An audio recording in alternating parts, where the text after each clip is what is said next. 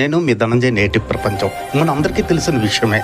AP deputy CM Pawan Kalyan గారు చిన్న కుమారుడు మార్క్ శంకర్ సింగపూర్లో అగ్ని ప్రమాదానికి గురయ్యారనే సంగతి తెలుసు. అయితే ఒకటొకటిన సింగపూర్ ప్రభుత్వం ఏం చేసిందంటే వాళ్ళు ఎంతమంది అయితే అగ్ని ప్రమాదానికి గురయ్యారో ఆ పిల్లల్ని అందరినీ హాస్పిటల్లో అడ్మిట్ చేసి ట్రీట్మెంట్ ఇవ్వడం కూడా అందరికీ తెలిసిన విషయమే.